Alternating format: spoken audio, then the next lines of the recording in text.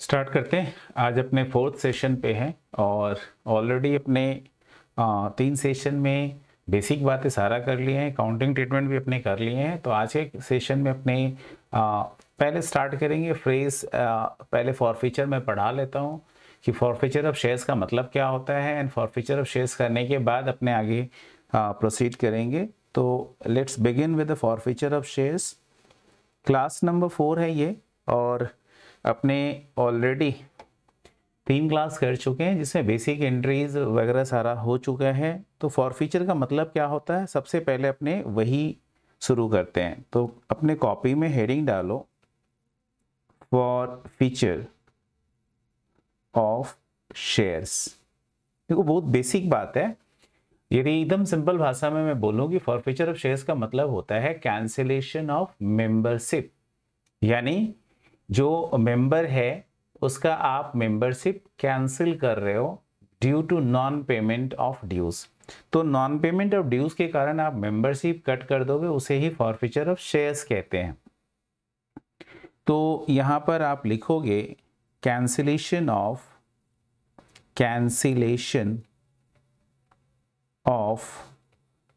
Membership, cancellation of membership due to non-payment of dues।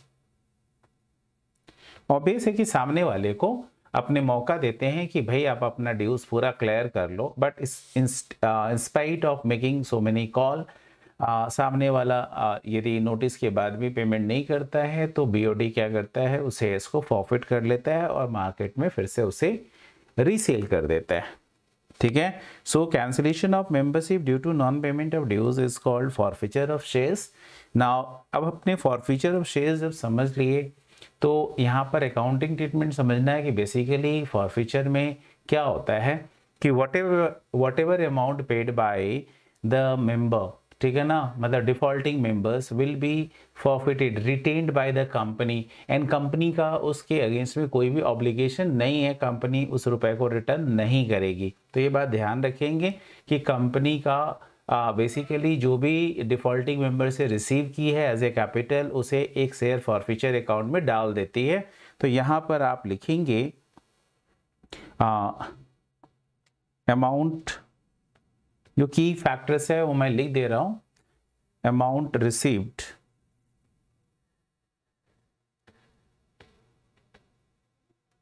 As capital from defaulting shareholder shall be transferred to which account? Transferred to share forfeiture account। उसे अपने share forfeiture account में transfer कर देते हैं। अब जो share forfeiture account में transfer करते हैं तो ऑब्वियस है कि शेयर फॉरफीचर अकाउंट में जो अमाउंट गया उसका एक स्पेशल यूज है। आप उस कंपनी उस अकाउंट का रुपए को उसी पर्टिकुलर पर्पस के लिए यूज कर सकती है। तो क्या हो जाएगा, अमाउंट रिसीव्ड, ये अमाउंट ऐसे लिखो, शेयर फॉरफीचर अकाउंट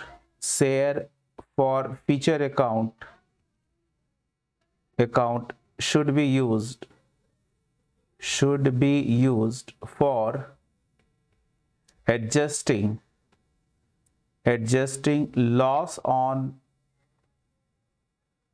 रीसेल। याद रखिएगा, आपसे 1 मार्क्स का क्वेश्चन पूछ सकता है कि फॉरफिटेड शेयर्स को जब फिर से कंपनी बेचती है, so that process is called what, reissue या resale of the forfeited shares। तो process is called resale. Remember resale, मैं यहाँ पे लिख भी रहा हूँ, बट आप इसको माइंड करके या लिख कर या नोट डाउन करके रखेंगे कि इसे रीसेल कहा जाता है। तो share forfeiture account should be used for adjusting loss on resale of forfeited shares। Forfeited shares के ऊपर जो लॉस होगा उसे एडजस्ट करने के लिए अपने यूज करेंगे। आफ्टर रीइशू करने के बाद जो भी अमाउंट सरप्लस बच जाता है with respect to forfeited shares, that will be treated as capital profit, क्योंकि ये कंपनी का एक रोजमर्रा का जिंदगी तो है नहीं कि कंपनी इसे क्या करेगी कि रेगुलर बेसिस पे फॉरफिट करती है। कंपनी ऐसा रेगुलर बेसिस पे नहीं करती है, ये वंस इन बोलते हैं ना कि लाइफ टाइम ऐसा होता है। तो दैट्स वाई कंपनी ये सारी प्रॉफिट्स को कैपिटल नेचर प्रॉफिट मानते हैं और capital nature profit should be transfer to capital reserve. तो आप लिखेंगे प्रॉफिट ऑन री इशू या any balance left over in share forfeiture account. ये जो मैं अब लाइन लिखने जा रहा हूं बहुत इंपॉर्टेंट है। With respect to resold share, सभी के बारे में नहीं। हो सकता है कि कंपनी ने फॉरफिट किया 5000 shares, out of 5000 only 3000 were resold, तो 3000 के बारे में ही बात कर रहे हैं। टोटल 5000 के रिस्पेक्ट में बैलेंस होगा, बट टोटल नहीं पकड़ना, इसीलिए एक एक लाइन इंपॉर्टेंट है। तो any balance left over in share forfeiture account forfeiture with respect to resold share, जो अपने शेयर बेच दिए हैं, with respect to resold share should be transferred to capital reserve account में चला जाएगा। ओके, तो आई थिंक ये बात क्लियर है कि जो प्रॉफिट बचेगा वो अपने प्रॉफिट को कहाँ लेकर जाएंगे, ये बात कर रहे थे। तो उस प्रॉफिट को अपने कैपिटल रिजर्व अकाउंट में लेकर जाएंगे, ये बात अपने बोले। अब हम लोग अकाउंटिंग ट्रीटमेंट लिखने जाएंगे, तो हेडिंग डालेंगे फॉरफीचर। अब शेयर्स में हम लोग दो तरह का केसेस डील करेंगे, जब शेयर्स ओरिजिनली इशूड हुआ था एट पार और जब शेयर्स ओरिजिनली इशूड हुआ था एट ए प्रीमियम। सो लिखेंगे forfeiture of shares where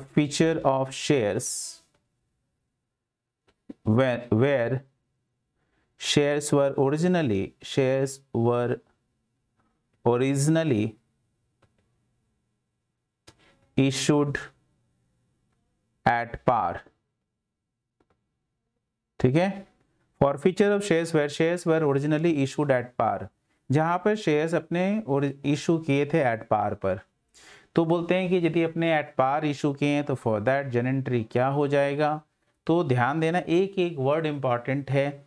members से जो रुपए हमें मिलते हैं वो हम लोग कैपिटल में डालते हैं, बट जब हम उनके मेंबरशिप को ही कैंसिल कर देंगे तो that can not be constituted as capital. तो what we need to do, capital में जो हमने उनके लिए कंट्रीब्यूशन डाला है वहां से निकाल कर अपने कैपिटल को डेबिट कर देंगे। तो दैट्स वाई एंट्री हो जाएगा आपका share capital account debited, share capital account debited. अच्छा, ये डेबिट आप जब करोगे तो कितने अमाउंट से करोगे, ध्यान रखना, number of shares forfeited multiplied by called up capital. कितना रुपए उस शेयर के ऊपर ड्यू हो चुका है as a capital, called up capital से ड्यू करोगे।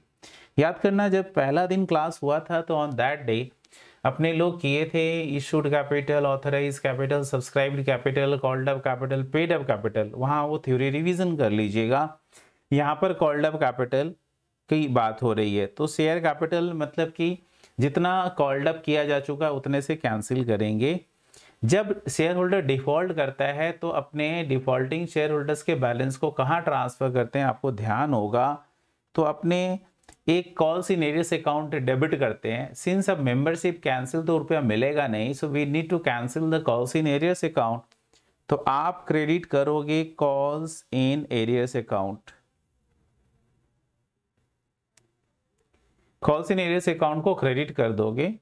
ठीक है, तो शेयर कैपिटल डेबिट होगा and calls in arrears credit होगा। ये आपका अमाउंट जो ड्यू हुआ है शेयर्स के ऊपर उससे आप करोगे अमाउंट ड्यू, चाहे वो प्रीमियम का मिलाकर हो कोई भी तरह का ड्यू हो, मैंने ड्यू एज कैपिटल नहीं बोला, अमाउंट ड्यू बोला, whatever amount is due that will be credited to आपका कॉल्स इन एरियस अकाउंट में आप डाल दोगे। ठीक है, तो कॉल्स इन एरियस में क्या जाएगा ये मैंने बताया आपको।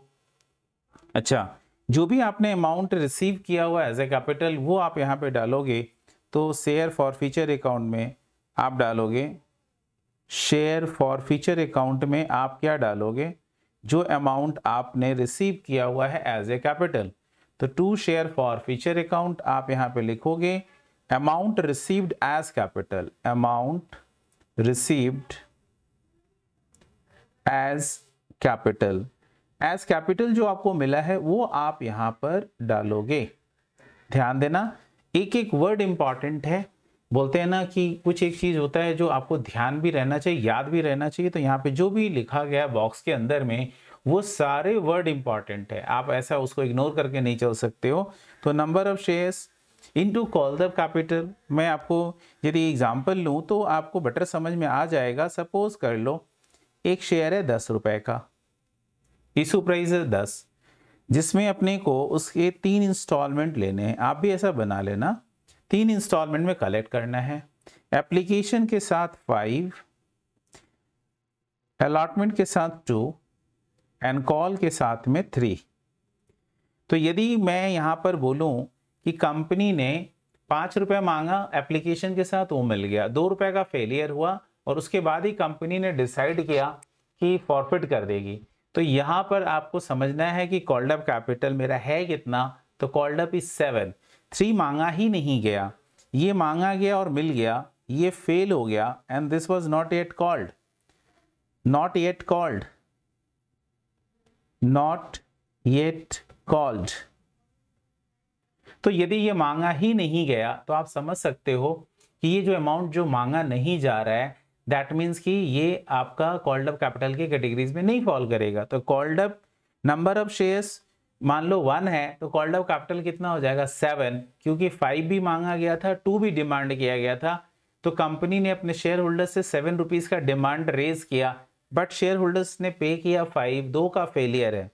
तो यहाँ पर जो आप शेयर कैपिटल डेबिट करोगे that is to be debited with how much, बोलते हैं that is to be debited with 7, और आपका कॉल्स इन एरियस में जाएगा दैट इज 2 जो आप मांगे और नहीं मिला, एंड आपका शेयर फॉर फ्यूचर अकाउंट में जाएगा जो आपने रिसीव किया हुआ एज ए कैपिटल। तो पहला इंस्टॉलमेंट तो आपको मिल गया है 5 रुपीज का, तो वो आपका शेयर फॉर फ्यूचर अकाउंट में जाएगा, तो शेयर फॉर फ्यूचर में आपका जाएगा 5। तो ये हो गया, इस तरीके से आपको जन एंट्री करना है। ठीक है, शेयर फॉर फ्यूचर अकाउंट में आपका ये हो गया, जब हम लोग शेयर को फॉरफिट किए तो उस समय क्या एंट्री होगा।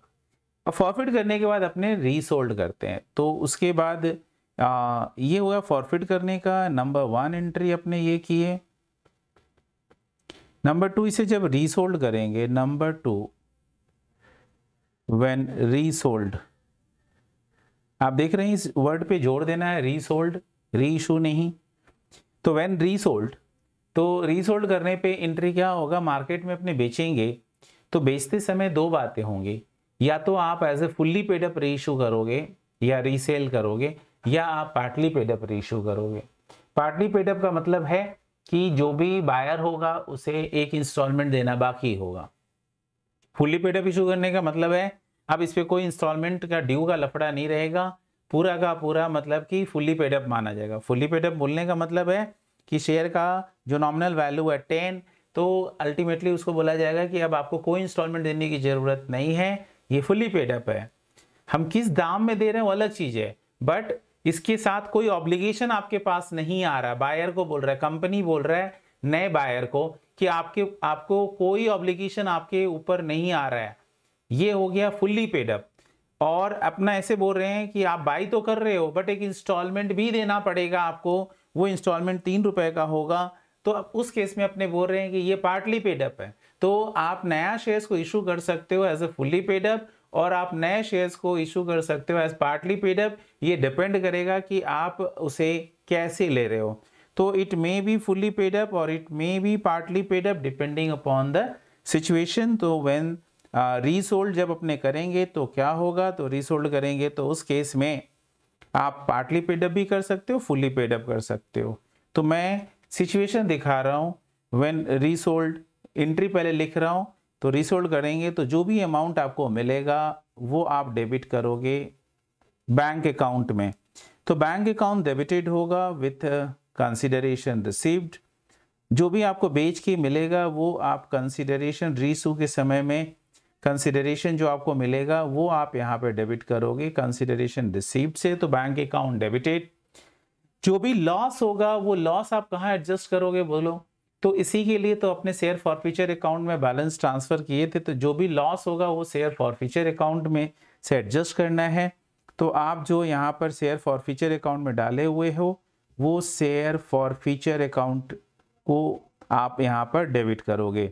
तो शेयर फॉरफीचर अकाउंट डेबिट होगा with the loss on resale से। अब लॉस कब होगा? 10 रुपए का शेयर है, यदि 8 रुपए में दे देंगे तो 2 रुपए का लॉस है। और जो भी आपका ऑब्वियस है कि आप शेयर इशू कर रहे हो तो कंपनी का ऑब्लिगेशन इंक्रीज हो रहा है, तो company will credit share capital account, share capital को क्रेडिट करेगी कंपनी। और ऐसा भी हो सकता है कि कंपनी जो है ये जो है नॉमिनल वैल्यू से क्रेडिट करेगी, और ऐसा भी हो सकता है कि कंपनी में इशूड मतलब resale the shares at premium, तो वहाँ पर सिक्योरिटीज प्रीमियम भी हो सकता है। इसमें कोई प्रॉब्लम नहीं है कि दोबारा से हम बेचें कि सर पहले तो एट पार बेचे थे तो दोबारा क्या प्रीमियम पे बेच सकते हैं? हाँ बेच सकते हैं, कोई प्रॉब्लम नहीं है। It all depends upon the demand and the supply. तो market factors will decide the price. Market में हो सकता है कि उसका दाम ज़्यादा मिले तो सिक्योरिटीज प्रीमियम अकाउंट जो है वो क्रेडिट होगा। तो सिक्योरिटीज प्रीमियम क्रेडिट होगा with how much? With the excess amount realise over the nominal value. तो access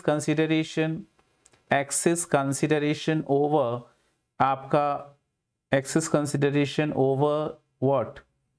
nominal value. Nominal value के ऊपर whatever amount you will realise that is to be considered as a securities premium. ठीक है, ये बात आपको एकदम अच्छे से क्लियर हो गया होगा। ओवर नॉमिनल वैल्यू, ठीक है। अब हम लोग आगे बात करेंगे। तो ये हम लोग रीसोल्व कर दिए, और ऑब्वियस है कि मैंने आपको बताया कि लॉस मेरा इतना हो रहा है कि उसके बाद लॉस एडजस्ट करने के बाद भी मेरे पास यदि बैलेंस शेयर फॉरफीचर अकाउंट में बैलेंस बच जाता है तो उस प्रॉफिट को आप कहाँ लेके जाओगे? तो बोलते हैं that profit should be transfer to capital reserve. तो उसे कैपिटल रिजर्व में लेके जाएंगे। तो तीसरा नंबर आप सिचुएशन लिखेंगे क्या चीज के लिए? तो number 3, when for transfer of profit on resale of forfeited shares। तो जो फॉरफिटेड शेयर्स है उसको अपने रीसेल कर रहे हैं, उसके ऊपर जो प्रॉफिट होगा उसे ट्रांसफर करने की बात कर रहे हैं। तो अपने उसे ट्रांसफर करने का जर्नल एंट्री करेंगे। Journal entry for this is what?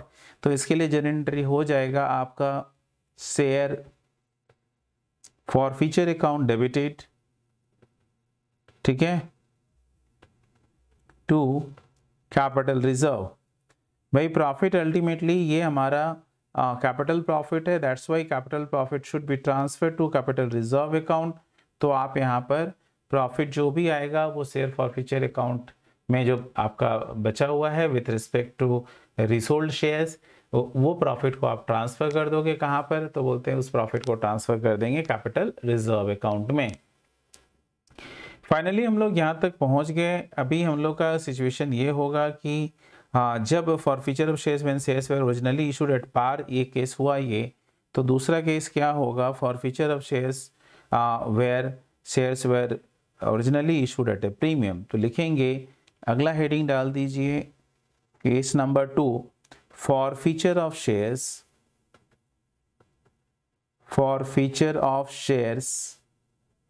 Where shares were originally issued at a premium premium. अब साथ ही साथ आपको एक एग्जाम्पल भी यहाँ पर नोट डाउन कर लेना चाहिए। यहीं पर कैसा एग्जाम्पल, छोटा सा ऐसा पिक्चर बना लीजिए। 10 रुपये इज द फेस वैल्यू, ठीक है, शेयर का फेस वैल्यू 10 है और प्रीमियम अमाउंट जो है वो सपोज कर लीजिए कि 5 rupees is the premium amount. Total price हो गया शेयर का 15 रुपये इसका दाम हो गया। और हम कैसे कलेक्ट कर रहे हैं, that is also very important. तो ये 15 का कलेक्शन अपने कैसे कैसे करेंगे, विथ एप्लीकेशन करेंगे, विथ अलॉटमेंट करेंगे, विथ फर्स्ट कॉल करेंगे, विथ फाइनल कॉल करेंगे। मान लो 4 इंस्टॉलमेंट है। सबसे पहले स्प्लिट करो कि 10 रुपीज़ जो कैपिटल है वो कैपिटल एलिमेंट अपने कैसे कैसे कलेक्ट कर रहे हैं। तो 10 रुपये का कैपिटल अपने कलेक्ट कर रहे हैं एप्लीकेशन के साथ। सपोज कर लीजिए कि अपने कलेक्ट करेंगे विथ एप्लीकेशन से कितना, विथ एप्लीकेशन से अपने कलेक्ट कर रहे हैं 3 रुपीज़, विथ अलॉटमेंट कलेक्ट कर रहे हैं से 4 रुपीज़, फिर फर्स्ट कॉल के साथ 2 एंड फाइनल कॉल के साथ 1, 3 4 2 1, यानी कि टोटल 3 4 2 का 1, यानी कि आपका कितना हो जा रहा है 7 9 10, 10 रुपया हो गया। प्रीमियम भी अपने को कलेक्ट करना 5 रुपये। मैं प्रीमियम को भी क्या कर रहा हूँ, सबके साथ प्रीमियम को भी ले रहा हूँ, एक कॉम्प्लेक्स सिचुएशन ले रहा हूँ। तो प्रीमियम एप्लीकेशन के साथ में आपका ले रहा हूँ 2 रुपये, अलॉटमेंट के साथ ले रहा हूँ 1, फर्स्ट कॉल के साथ 1, फाइनल कॉल के साथ 1, टोटल 5 रुपीज़ प्रीमियम का अमाउंट हो गया। अल्टीमेटली अब हम लोग टोटल करेंगे तो अपने देखो एप्लीकेशन के साथ अपने कितना ले रहे हैं वो देख सकते हैं आप। तो एप्लीकेशन के साथ वी आर कलेक्टिंग 5 रुपीज़ में आपको पता है 3 रुपया कैपिटल है, 2 रुपया प्रीमियम है। अलॉटमेंट के साथ भी अपने कलेक्ट कर रहे हैं 5, जिसमें 4 रुपया कैपिटल है, 1 रुपया प्रीमियम है। फर्स्ट कॉल के साथ वी आर कलेक्टिंग 3, जिसमें 2 रुपया कैपिटल है, 1 रुपया प्रीमियम है। और फाइनल कॉल के साथ अपने ले रहे हैं 2, जिसमें 1 रुपया कैपिटल है, 1 रुपया प्रीमियम है। अभी अपने ये एक लाइन ड्रॉ कर रहे हैं, इसका मतलब क्या है, इसका मतलब है कि this amount not yet called. तो अपने ये हमने डिमांड ही नहीं किया, नॉट येट डिमांडेड। इसका मतलब है डिमांड का मतलब हो गया not yet called by the company, और कंपनी ने ये मांगा रियलाइज्ड हो गया। टिक का मतलब है दोनों काम हो गया, मांगना भी और मिलना भी, ये भी ऐसा हो गया। इसका मतलब क्या हो गया, कंपनी ने मांगा बट शेयर होल्डर्स फेल कर दिया, तो ये डिफॉल्ट हो गया। तो दोनों में आप डिफरेंस समझ गए। एक में आपका यहाँ पर क्या हो रहा है कि पहला इंस्टॉलमेंट मिला, दूसरा मिला, third instalment fail, fourth company मांगी नहीं है एंड कंपनी ने ये लाइन ड्रॉ कर दिया, बोला मैं अब शेयर फॉरफिट करूंगा। तो यहाँ पर अब हम लोग यदि एंट्री करेंगे तो जन एंट्री क्या होगा, कुछ एक चीज है जो क्लियर कर लेना है कि यहाँ पे कॉल्ड अप कैपिटल है कितना। The called up capital is, यहाँ पर आप देख सकते हो 3, आप देख सकते हो कॉल्ड अप कैपिटल 3 + 4 + 2, यानी कि कॉल्ड अप कैपिटल इज 9, ठीक है। सिक्योरिटीज प्रीमियम जो कंपनी ने, सिक्योरिटीज प्रीमियम जो कंपनी ने मांगे और मिल गए, तो ये मिल गया, this was realised but this was failed. Remember, ये मांगे कंपनी को मिला, this was also received by the company, but company ये वाला प्रीमियम रिसीव नहीं की, तो ये फेल हो गया। तो आप समझ सकते हैं कि कंपनी ने मांगा बट कंपनी को नहीं मिला, वो कौन सा अमाउंट है। नाउ तो forfeiture of shares where shares were originally issued at par, अब जन एंट्री करके दिखाएंगे। ये सारी बात यदि हम लोग समझ लिए हैं तो बहुत आसान है। तो पहला एंट्री होगा share capital account debited, share capital account debited, ठीक है। ये किससे होगा, हम लोग ऑलरेडी किए थे, नंबर ऑफ शेयर्स जो आप फॉरफिट कर रहे हैं मल्टीप्लाइड बाय क्या, called up capital. Called up capital से आप इसे डेबिट करोगे, कॉल्ड अप कैपिटल। आपको पता है अच्छी तरीके से, जो एग्जांपल है उसमें कॉल्ड अप कैपिटल कितना है। सो कंपनी ने फाइनल इंस्टॉलमेंट नहीं मांगा है तो कैपिटल 9 रुपीज़ का डिमांड कर लिया है। कैसे 9, फिर से बोल दूं, इतना कंपनी ने डिमांड कर लिया है, ये टोटल मिलकर 9 होता है, इसीलिए कॉल्ड अप कैपिटल इज 9। तो आप ये एंट्री 9 से करोगे, 9 रुपए, ठीक है। अब जो कंपनी, उसके बाद क्या होगा, जो अमाउंट कंपनी ने मांगा और नहीं मिला वो आपको लिखना है। तो उसे आप सिक्योरिटीज प्रीमियम जो मांगा और नहीं मिला उसे कैंसिल करना है। तो सिक्योरिटीज प्रीमियम अकाउंट डेबिटेड, तो सिक्योरिटीज प्रीमियम अकाउंट कितने से डेबिट होगा उसकी बात करते हैं अपने। तो बोलते हैं कि सिक्योरिटीज प्रीमियम में डेबिट हो जाएगा amount premium not realised, premium due but not realised, premium due सिर्फ वही कैंसिल होगा जो ड्यू तो हुआ बट मिला नहीं, premium due but not realised, but not received या रियलाइज्ड। अब आप चेक कर लो कि इसमें से कितना प्रीमियम है जो मांगा गया और नहीं मिला।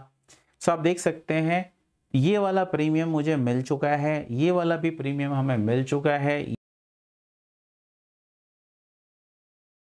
ये 3 के साथ हमें ये वाला इंस्टॉलमेंट फेल हुआ है। यदि ये हमारा फेल हो गया तो डेफिनेटली ये भी फेल हो गया, बिकॉज इस 3 के अंदर में ये दोनों एलिमेंट इंक्लूडेड हैं। सो दैट्स वाई मुझे ये वाला प्रीमियम नहीं मिला। तो ये एंट्री कितने से होगा आपको अच्छी तरीके से पता है, ये एंट्री 1 रुपये से होगा, ठीक है ना, 1 रुपये से होगा। यहाँ पर लिख रहा हूँ नहीं तो भूल जाएंगे, 1 रुपये से ये एंट्री होगा। अब हमें कॉल सिनेरियोस को क्रेडिट करना है, जो अमाउंट मुझे मांगा गया और नहीं मिला that is to be cancel to 2 calls in arrears हो जाएगा, calls in arrears. So calls in arrears में क्या होगा, अमाउंट ड्यू से अपने, चाहे वो प्रीमियम का ड्यू हो चाहे कोई भी हो, amount due but not received से होगा, due but not received but not realised उससे होगा। अब आप देखो कौन से अमाउंट ड्यू हुआ बट नहीं मिला।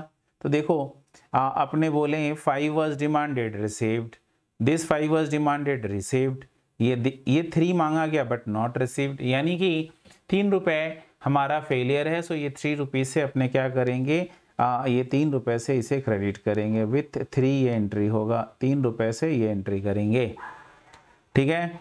कोई भी चीज़ बैलेंसिंग फिगर नहीं लिखना है, this is not academic, this is professional. So आपको हर चीज़ समझ में आना चाहिए, बिकॉज कुछ भी कहीं पे भी आपसे ऑब्जेक्टिव टाइप में क्वेश्चन पूछ सकता है। सो दैट्स वाई आपको अच्छे तरीके से लॉजिक आना चाहिए, विदाउट लॉजिक मत करो।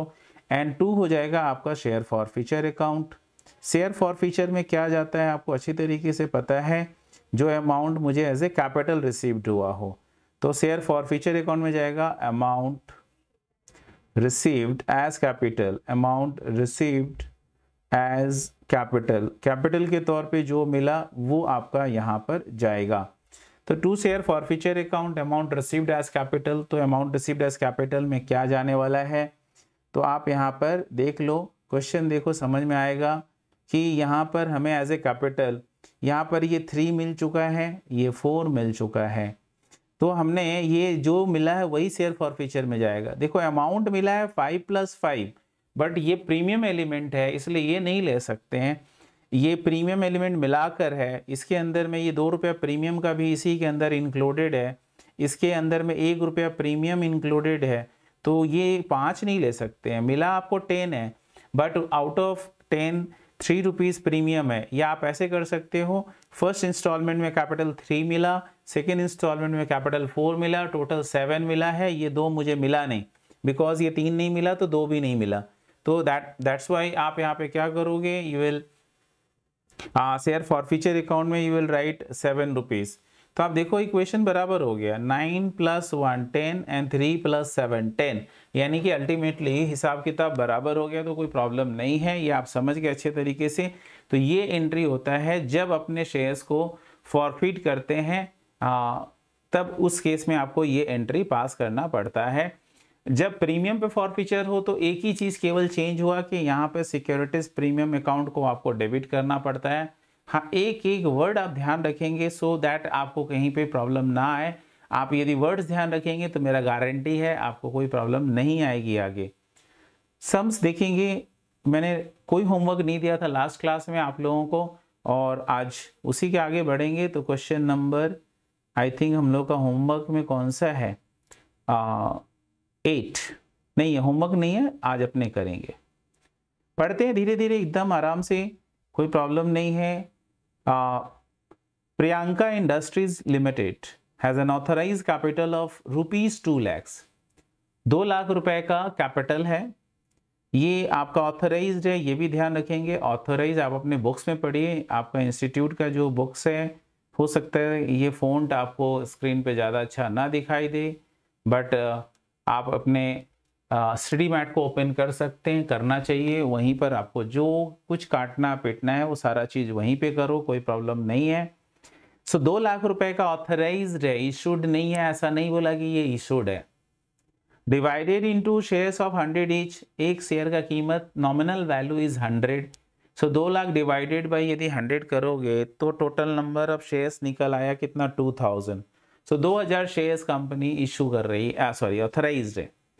ऑफ दीज, इनमें से 600 शेयर्स बोल रहा है were issued as fully paid for payment of machinery purchase from Z limited. लो भाई, आ गया आपका कि issue of shares for consideration other than cash, यानी एसेट्स एक्वायर्ड करने के अगेंस्ट में भी तो अपने शेयर इशू करते हैं। वही बात यहाँ पे बोल रहा है कि अपने यहाँ पर जितना भी शेयर्स था उसमें से हमने क्या किया है, 600 शेयर्स इशू किया है फॉर एक्विजिशन ऑफ मशीनरी। तो मशीनरी जब एक्वायर्ड करोगे तो बहुत ईजी एंट्री है। सोचो एक बार क्या होगा भाई, कर रहे हैं तो संग संग सोचते चलते हैं ना।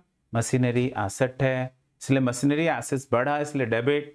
और अपने को ये मशीनरी मिला किससे है, जेड लिमिटेड से, तो अपना obligation toward Z limited is increasing. तो अपने जेड लिमिटेड को अपना क्रेडिटर्स बना लेंगे, तो entry becomes what, machinery account debited to Z limited account. तो यहाँ पर आप machinery account debited to Z limited करोगे, ये पहला एंट्री हुआ। और फिर जेड लिमिटेड को आप पे कर दोगे by issue of the shares, तो Z limited account debited to share capital account, आप शेयर कैपिटल को क्रेडिट करोगे। आगे क्या बोल रहा है, 800 shares were subscribed for, 800 shares इसमें से सब्सक्राइब्ड हो गया बाय द पब्लिक। तो यानी टोटल 2000 ही था, 600 तो अल्टीमेटली इसने जेड लिमिटेड को इशू कर दिया, और बचा हुआ 800 शेयर्स इसने पब्लिक में इशू कर दिया, ऑफर कर दिया public. And during the first year, तो जो पब्लिक में 800 शेयर सब्सक्राइब हुआ उसके बारे में इंफॉर्मेशन दे रहा है कि 50 पर share was called up, payable 20 on application, 20 on allotment, 10 on first call and 10 on second call.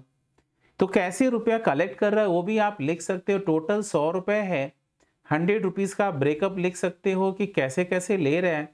तो लिख रखा है कि 50 पर शेयर वॉज कॉल्ड अप, 50 रुपए ही पहला साल मांगा गया है, और payable 20 on application, okay, 10 on allotment, okay, 10 on first call and 10 on second call. देखो भाई 100 रुपया है अभी तक, अगला इसमें से सिर्फ 50 रुपए ही पब्लिकली, मतलब जो इशू किया पब्लिक में 50 रुपए ही कंपनी मांगा है अभी तक में, ठीक है।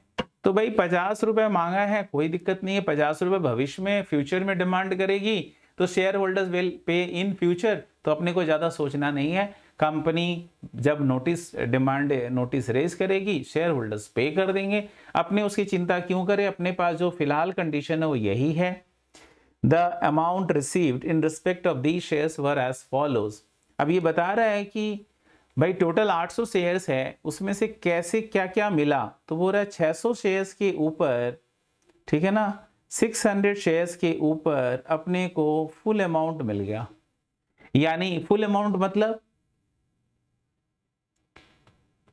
या ऐसे करो ना, 600 शेयर ऐसे हैं जो ये भी दे दिया, ये भी दे दिया, ये भी दे दिया, ये भी दे दिया, क्लियर। 125 शेयर्स है जो 40 ही दिया, मतलब पहला 20 दिया, फिर 10 दिया, फिर 10 दिया, तो 40 हो गया। 50 शेयर्स है जो 30 रुपए ही दिया, मैंने पहला दिया, दूसरा दिया, बाद बाकी फेल कर दिया। 25 शेयर्स है जो 20 रुपीज ही दिया, मैंने ये दिया और बाकी सब फेल कर दिया। ये जब मैं पढ़ रहा हूं आपको आसान लगेगा, आप करेंगे तो डिफिकल्ट लगने लगेगा, ठीक है। अब आगे क्या बोल रहे हैं, the directors forfeited the 75 shares on which less than 40 पर शेयर हैड बीन पेड, ठीक है ना। मतलब 75 शेयर्स कंपनी ने क्या किया, मतलब डायरेक्टर्स ने फॉरफिट कर लिया, मतलब इन दोनों को कंपनी ने टारगेट कर लिया कि भाई साहब आप लोग अब डिफॉल्टिंग के कैटेगरी में हो, आप लोगों को मैं क्या करूंगा, फॉरफिट करूंगा। अच्छा बात है भाई, फॉरफिट करा देंगे। Required give journal entries recording the above transaction, आपसे बोला है कि जर्नल एंट्रीज करके दिखाओ, आपको जर्नल एंट्रीज करना है above transactions including cash transaction, मतलब आपको जर्नल एंट्रीज करना है, कैश बुक अलग से नहीं बनाना है। So how the share capital would appear in the balance sheet of the company in accordance with part 1 of schedule 3 to the companies act, यानी कि आपको नोट्स टू अकाउंट्स भी बनाने बोला है कि कंपनी के बैलेंस शीट में आपके ये सारे आइटम कैसे दिखेंगे वो भी आपको करके दिखाने हैं, ये बात यहाँ पर बोल रहा है। चलिए तो let's begin the game. Ultimately journal entry का गेम चालू। तो बहुत आसान है, सबसे पहले छोटा सा वर्किंग कर लो, जो ये मैंने बनाया ना आपके लिए ज़्यादा आसान हो जाएगा। तो आप ऐसे लिखेंगे, क्वेश्चन नंबर अपने कौन सा कर रहे हैं 8, पेज नंबर भी आपको लिखना पड़ जाएगा कि कौन सा पेज नंबर पर है ये सम्स। तो पेज नंबर है 12, तो पेज नंबर भी लिखो, पेज नंबर 12 क्वेश्चन नंबर 8। और यहाँ पर आप लिखोगे क्या, सबसे पहले एक छोटा सा वर्किंग्स कर रहे हो और आप यहाँ पे लिख रहे हो इंस्टॉलमेंट, यानी कि पहला, दूसरा, तीसरा और चौथा, ये है इंस्टॉलमेंट्स। अब आप लिखोगे कि यहाँ पर 600 शेयर होल्डर, ये कितने रुपए का वो भी लिख सकते हो, 30 रुपीज का है, 30 40 नहीं 20 रुपीज का है पहला, ये है 10, ये भी 10 और ये भी 10। अभी नंबर ऑफ शेयर्स यहाँ पे लिखोगे, number of shares 600 share holder ऐसे हैं, 600 शेयर्स ऐसे हैं जो ये भी दे दिया, आप ऐसे टिक लगाओगे, ये दे दिया, सारे इंस्टॉलमेंट दिए, यानी ये अच्छे वाले हैं, खराब वाले नहीं हैं। उसके बाद क्वेश्चन देखो, बोला है कि 125 शेयर्स 40 रुपया ही दिया, तो यहां पर कितना था, सॉरी 125 शेयर्स, तो 125 शेयर्स पहला इंस्टॉलमेंट दिया, दूसरा वाला भी दिया, तीसरा वाला भी दिया, इस पे आपके लगेंगे क्रॉस मार्क, ये नहीं दिया। इसके बाद आपका 50 शेयर्स है, 50 शेयर्स जो कि 30 रुपीज ही दिया है, तो इसका मतलब 30 रुपीज दिया का मतलब आप समझ ही सकते हो, 50 शेयर्स और पहला 20 दिया, ये दिया और ये फेल हो गया, ये भी फेल हो गया, तभी तो 30 रुपीज आएगा ना, 20 + 10 दो इंस्टॉलमेंट में कवर हो गया, सो तब जाकर आपका क्या आएगा 30 रुपीज आएगा। तो ये हो गया आपका 30 रुपीज का कहानी। अभी 25 शेयर्स और बचे, तो 25 शेयर्स जो है मुझे 20 रुपीज पर शेयर करके दिए, तो आपका यहाँ पर 20 रुपीज पर शेयर, तो यहाँ पर आप क्या लिखोगे 20 रुपीज, सॉरी 25 शेयर्स, और ये मुझे कितना दिए हैं, सिर्फ 20 रुपीज दिए, मतलब कि ये वाला इंस्टॉलमेंट दिया और बाकी सब इंस्टॉलमेंट इनका फेल हो गया। ठीक है, अब आप समझ सकते हो कि बोर्ड ऑफ डायरेक्टर्स ने company had taken the decision regarding इन लोगों के प्रति कि भाई इनका शेयर को फॉरफिट करना है, इन लोगों को फॉरफिचर का ऑर्डर मिल गया कि इन लोगों का शेयर्स, ये लोग ज़्यादा फेलियर वाले हैं, इनको मौका नहीं दिया जाएगा, दे शुड बी मतलब अल्टीमेटली इनके शेयर्स को फॉरफिट कर लो, ये बात board of directors had taken such decision. ये टफ डिसीजन होता है और कंपनी ने इनके मेंबरशिप को कैंसिल करने का डिसीजन लिया हुआ है। हमें सारा एंट्री करना है, including from the very beginning till and, हमें पूरा एंट्री करके दिखाना है। ये वर्किंग आप एग्जाम में भी कर सकते हो, ऐसा कुछ इसमें है नहीं, आपकी सुविधा के लिए है, आपको समझने में सुविधा होगा, इसके लिए मैंने कर दिया। तो अब हम लोग क्या करेंगे, we should draw the format of journal entries. तो आप यहाँ पे सबसे पहले जर्नल का फॉर्मेट ड्रॉ करो, ठीक है, जर्नल का फॉर्मेट ड्रॉ कर लो, ठीक है। तो यहाँ पर आप सबसे पहले ऐसा फॉर्मेट बनाओगे, ये फॉर्मेट बन गया, ये क्रेडिट, ये डेबिट और डेट पर्टिकुलर्स, ठीक है। और फिर और भी जर्नल उतना में होगा नहीं, और भी जर्नल एंट्रीज लगेगा, नेक्स्ट पेज में मैं बना ले रहा हूँ, फॉर्मेट ड्रॉ करता हूँ और चलो फटाफट से अब स्टार्ट कर देंगे। पहला, कंपनी ने जो शेयर इशू किया है to Z limited for purchase of machinery, तो वो वाला पार्ट करेंगे। पहले हेडिंग डाल दो, ठीक है ना, जर्नल एंट्रीज, हेडिंग डाल देंगे जर्नल एंट्रीज, और ये डेबिट होगा और ये क्रेडिट हो जाएगा, रुपये का सिंबल दे देंगे, ठीक है। और आप जर्नल एंट्रीज में अब आप लिखोगे सबसे पहले यहाँ पर जो जर्नल एंट्रीज हो रहा है क्या चीज़ के लिए हो रहा है, तो सबसे पहले आप जो शेयर इशू कर रहे हो फॉर एक्विजिशन ऑफ मशीनरी आपने एक्वायर्ड किया है, और मशीनरी आपने कितने का एक्वायर्ड किया, तो आपने उसके लिए शेयर इशू किए हैं 600 शेयर 100 रुपीज़ का, यानी कि 60,000 रुपये का शेयर है, तो मशीनरी भी 60,000 का होगा, ऐसा एज्यूम कर लेते हैं। तो जर्नल एंट्रीज हो जाएगा आपका मशीनरी अकाउंट डेबिटेड, क्या होगा, मशीनरी अकाउंट डेबिटेड।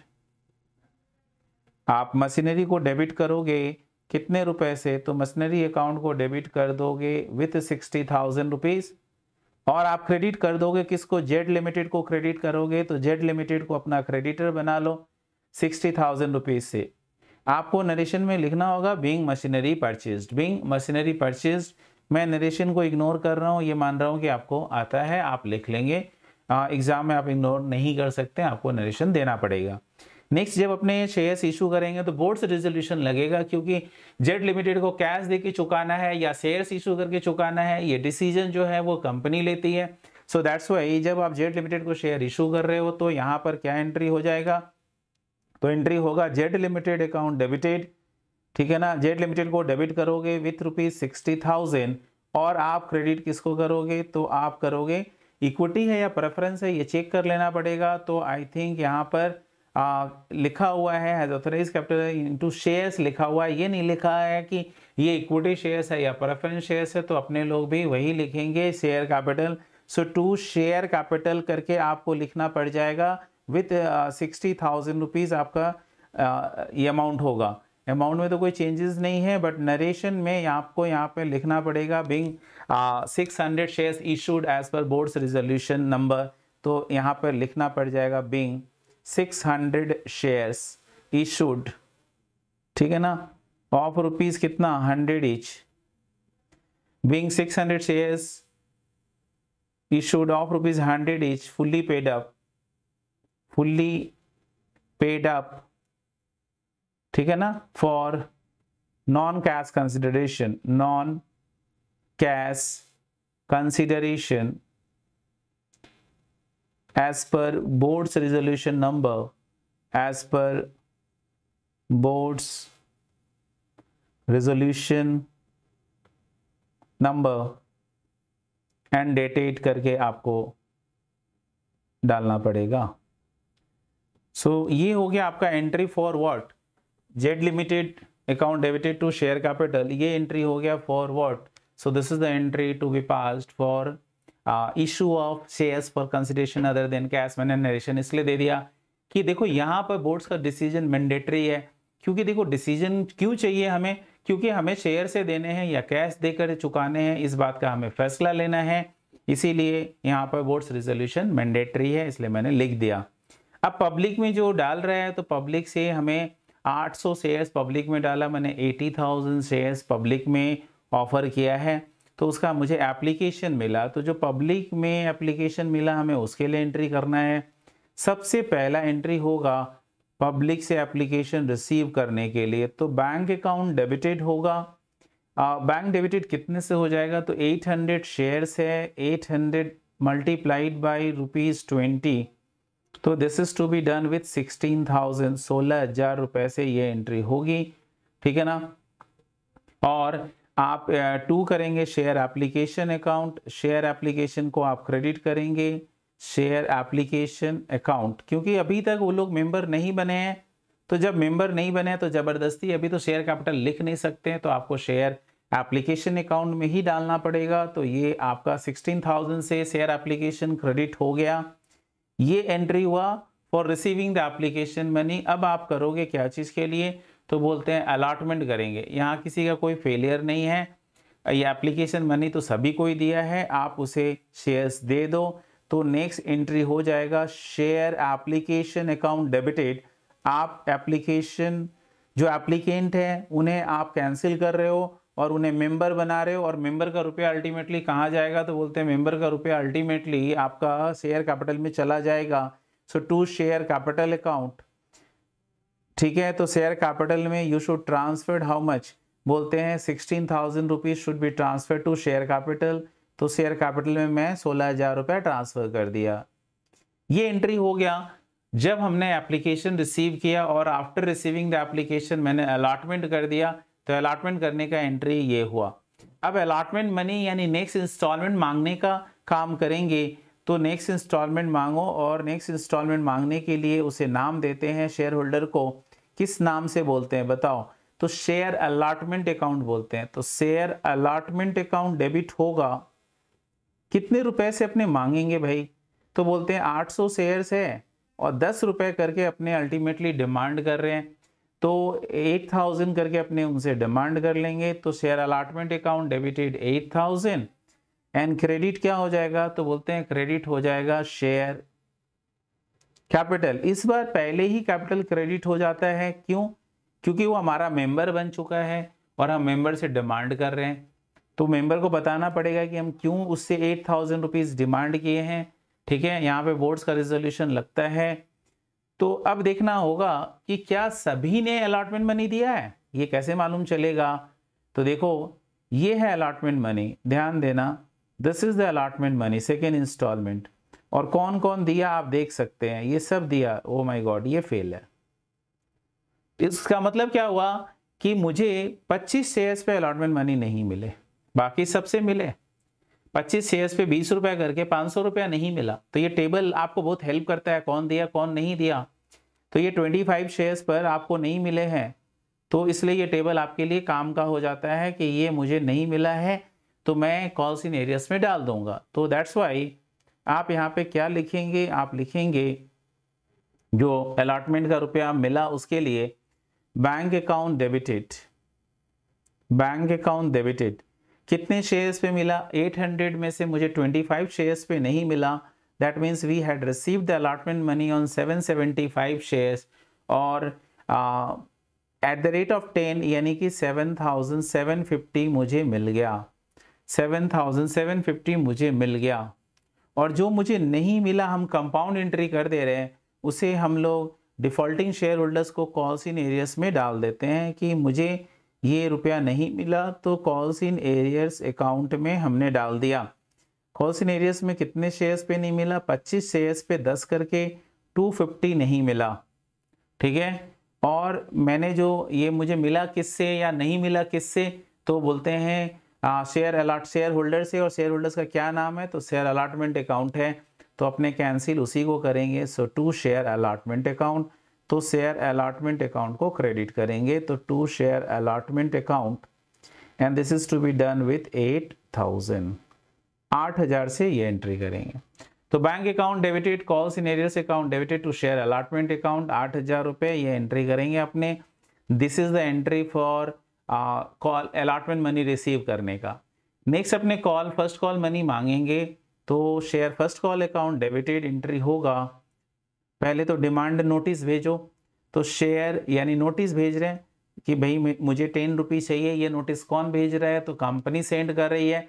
तो share allotment account first call account debit, share first call account debit, अपने शेयर होल्डर्स को डेटर बनाएंगे।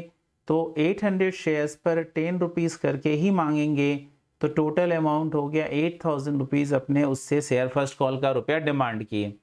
अब ये जो रुपया हम डिमांड कर रहे हैं तो बताना पड़ेगा कि क्या चीज़ के लिए अपने डिमांड कर रहे हैं। तो अपने यहाँ पर शेयर कैपिटल के लिए मांग रहे हैं, तो लिखना पड़ेगा to share capital account, to share capital account 8,000 rupees. Obvious है, आपको पता होना चाहिए कि यहाँ पे बोर्ड्स का डिसीजन लगेगा कि कोई रुपया कब लेना है, इसका डिसीजन बोर्ड लेता है। तो boards decision is mandatory for this. इसके बाद जब आपने ये मांग लिया तो फिर आपको share first call account debited to share capital हो गया। सो आफ्टर दिस आपको क्या करना है, तो बोलते हैं आफ्टर दिस आपको रिसीव करना है। चेक करो कि फर्स्ट कॉल का रुपया कौन नहीं दिया, आप यहाँ पे देख सकते हो कि ये 10, ये भी नहीं मिला और इससे भी नहीं मिला। इसका नंबर ऑफ शेयर्स कितना है 50 और इसका नंबर ऑफ शेयर्स कितना है 25, यानी मुझे 75 शेयर्स पे नहीं मिला है ये 10 रुपये। ये 10 रुपये मुझे नहीं मिला है 75 शेयर्स के ऊपर। ध्यान दीजिए, ऐसे इजी हो जाता है करना। तो आपको यहाँ पे मिला कितने शेयर्स पे आप समझ गए।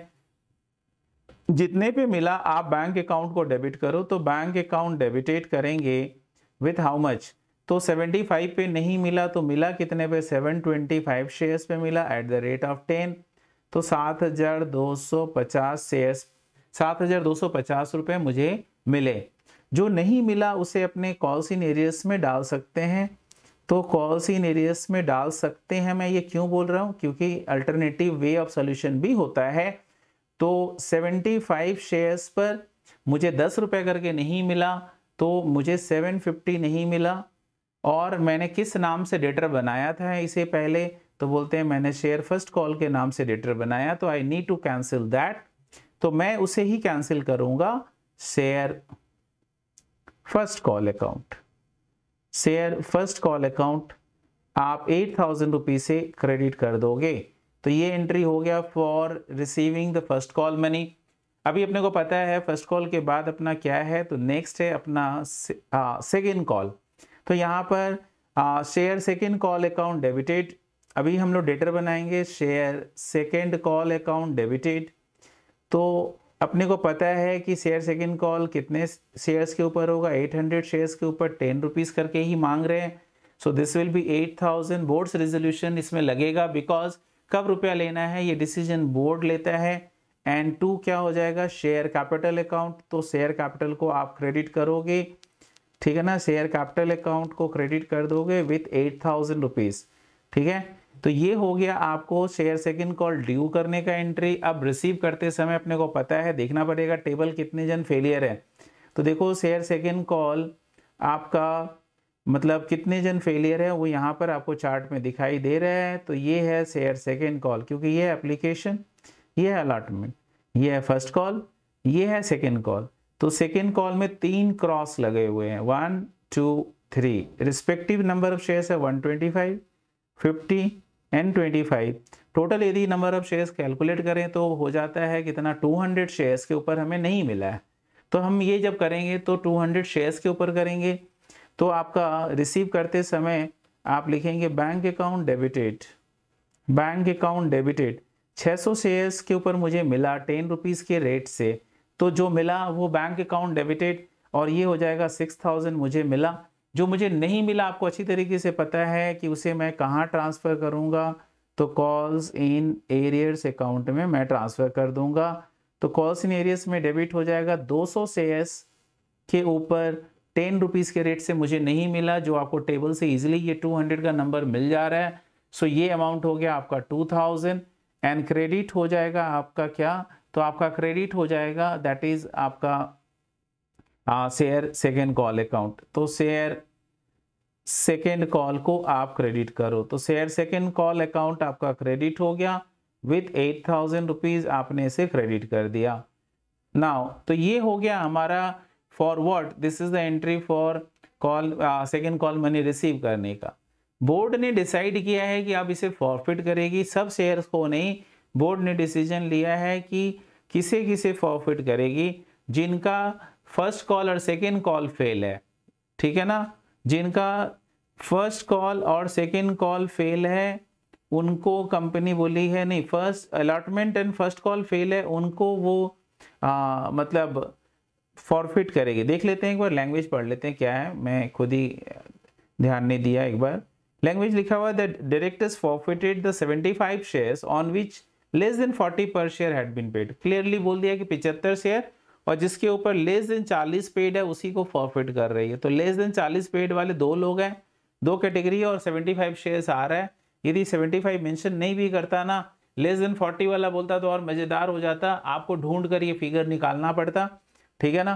तो यहाँ पर ये हैं लेस देन 40 वाले, ये 2 कैटेगरी हैं जिन्हें कंपनी फॉरफिट करेगी। 50 + 25 दीज विल बी फॉरफिटेड। सो इनको फॉरफिट करो, फॉरफिट का एंट्री करना पड़ेगा अपने को, share forfeiture account, share capital account debited.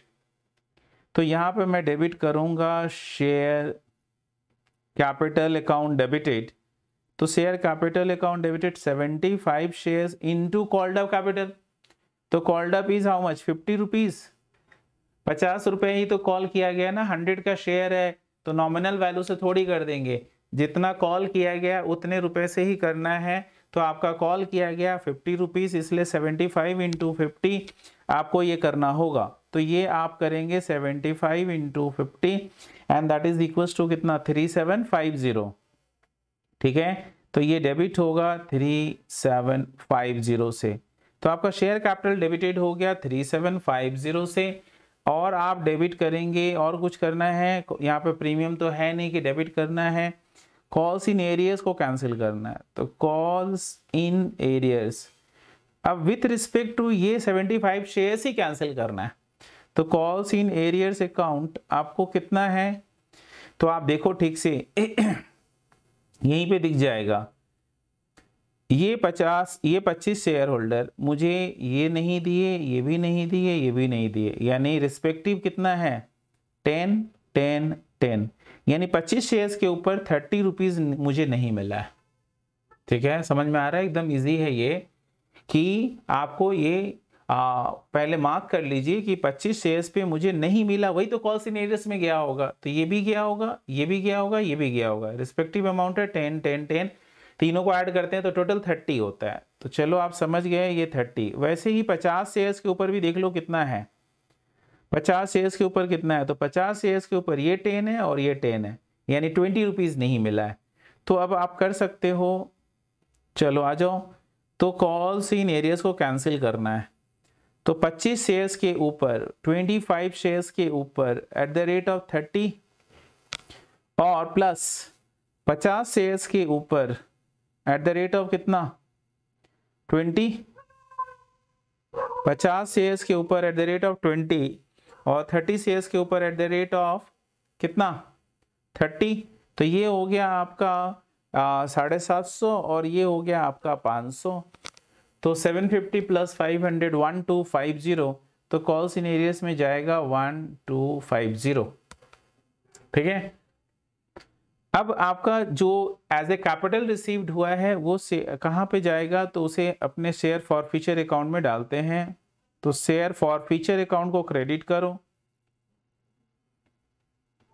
Share forfeiture account को क्रेडिट करेंगे। तो शेयर फॉर फ्यूचर अकाउंट में क्या जाएगा, तो शेयर फॉर फ्यूचर अकाउंट में जाएगा आपका जो एज ए कैपिटल मिला है 25 शेयर्स पर एज ए कैपिटल क्या मिला, टेबल देखो आपको आंसर मिल जाएगा।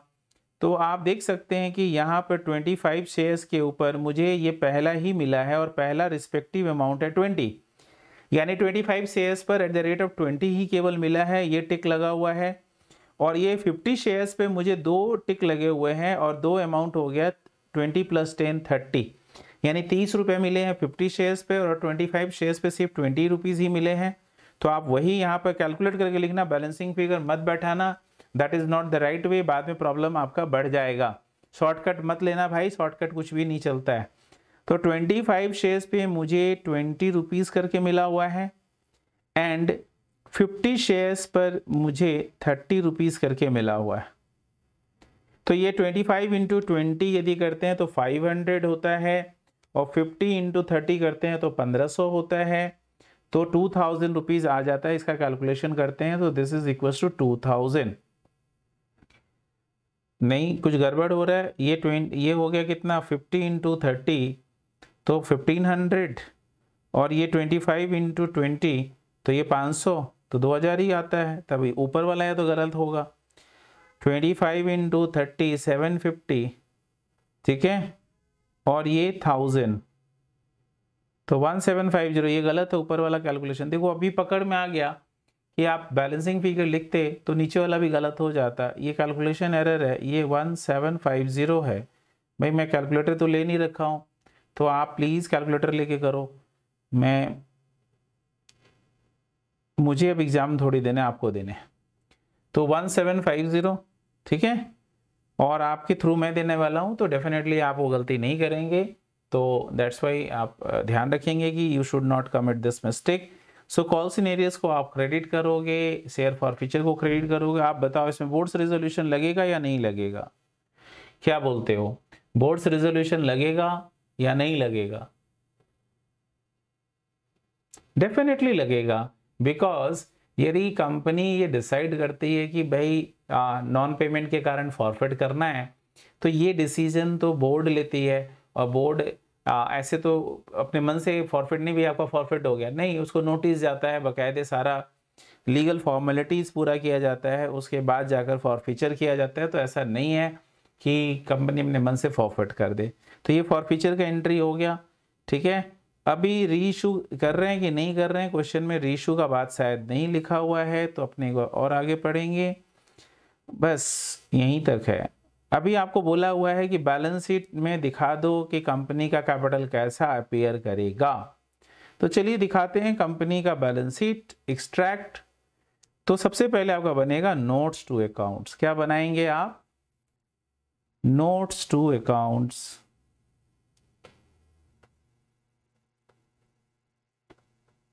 नोट्स टू अकाउंट्स यानी शेड्यूल बनाएंगे पहले, और पहला उसमें जो आपको बनाना होता है वो होता है शेयर कैपिटल। पहले ये सारी चीजें बैलेंस शीट में ही लिखकर दिखा दिया जाता था, बट काफी कुछ चेंजेस हुआ कंपनीज एक्ट में, और ऐसा चेंज हो गया कि भाई अब आप इसे अलग से नोट्स टू अकाउंट्स में ये सारा डिस्क्रिप्शन दिखाइए। तो नोट्स टू अकाउंट्स में अपने क्या करेंगे, इस चीज को शो किया जाता है। तो सबसे पहले आपको यहाँ पे लिखना पड़ता है नोट्स टू अकाउंट्स में ऑथोराइज्ड कैपिटल। क्या लिखेंगे? Authorised capital. ऑथोराइज्ड कैपिटल लिखकर उसके नीचे कंपनी का ऑथराइज कैपिटल आपको पता है, आई थिंक क्वेश्चन में दिया हुआ है। ऑथराइज कैपिटल 2 लाख रुपए है, 100 रुपए का है, तो आपको लिखना पड़ेगा 2000 शेयर्स। ऑथराइज कैपिटल में क्या लिखोगे? 2000 शेयर्स।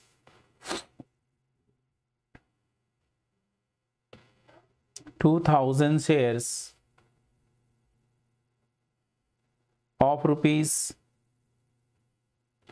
100 ईच। अमाउंट में लिख दोगे 2 lakhs। और ये आपका डिस्क्लोजर पार्ट होता है, तो ये क्लोज भी हो गया। उसके नीचे आप लिखते हो issued, subscribed and paid up capital.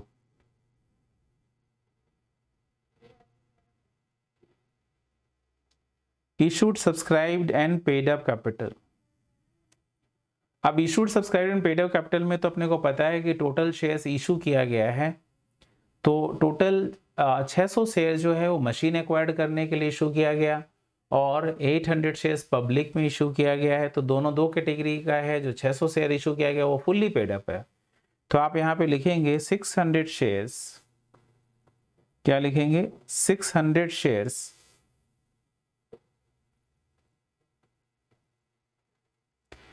Of rupees 100 each.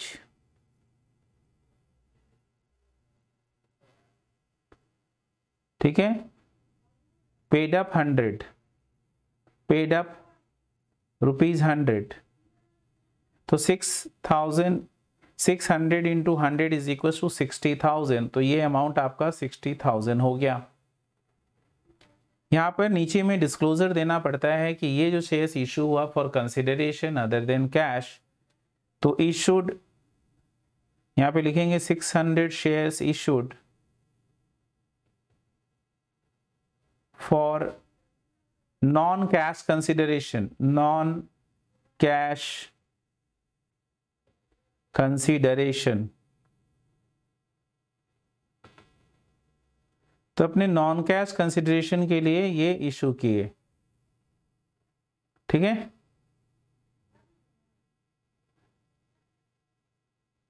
आगे तो आप समझ गए, यहां तक अपने issued, subscribe and paid up कर लिए। अब नेक्स्ट लिखना होगा 800 शेयर्स।